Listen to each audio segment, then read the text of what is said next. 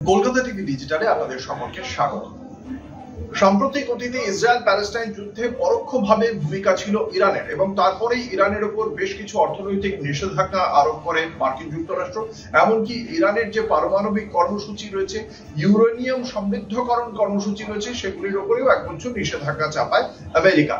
তারপরেই আমেরিকার সঙ্গে এই পারমাণবিক কর্মসূচি এগিয়ে নিয়ে যাওয়ার বিষয়ে তারা আলোচনা করবে কিনা এই প্রসঙ্গটি উত্থাপিত হয় এবং তারই প্রেক্ষিতে ইরানের যিনি বিদেশমন্ত্রী রয়েছেন আরাগচি, তিনি একটি সাক্ষাৎকারে জানিয়েছেন এই মুহূর্তে আমেরিকার সঙ্গে এই সংক্রান্ত বিষয়ে আলোচনায় তাদের পক্ষ থেকে কোনো তাড়াহুড়ো নেই এবং তার প্রেক্ষিতে তিনি খুব গুরুত্বপূর্ণ ভাবে বলেছেন যে আমেরিকা তাদের উপর যে শর্তগুলো আরোপ করছে আলোচনার জন্য, এক, যে সরাসরি আলোচনা হবে, দুই, ইউরেনিয়াম সমৃদ্ধ করা যাবে না। ইউরেনিয়াম ব্যবহৃত হয় মূলত এই পারমাণবিক বোমা তৈরির ক্ষেত্রে, ইউরেনিয়ামের একটি আইসোটোপ, এবং তার পাশাপাশি ইরানের যে ক্ষেপণাস্ত্র মজুত করা তার উপরেও লিমিটেশন চাপিয়ে দেওয়া হয়েছিল, আরোপ করা হয়েছিল যে ঠিক এতগুলি করতে পারবে।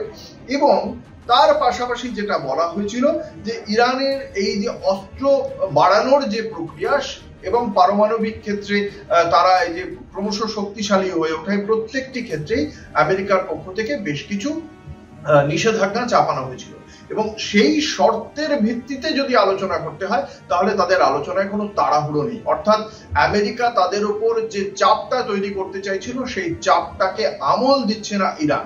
এক্ষেত্রে আমেরিকা পরবর্তী ক্ষেত্রে কি পদক্ষেপ করতে পারে সেদিকে অবশ্যই তাকিয়ে রয়েছে এন্টায়ার এই জায়গা থেকে মধ্যপ্রাচ্য যেমন তাকিয়ে রয়েছে গোটা বিশ্বই, কারণ ইরান ইতিমধ্যেই রাশিয়া এবং চীনের পক্ষ থেকে একটা পরোক্ষ সমর্থন আদায় করে নিয়েছে। ফলে সেই জায়গায় আমেরিকা আর কতটা চাপ বাড়াবে সেদিকে অবশ্যই আমাদের নজর রাখতে হবে।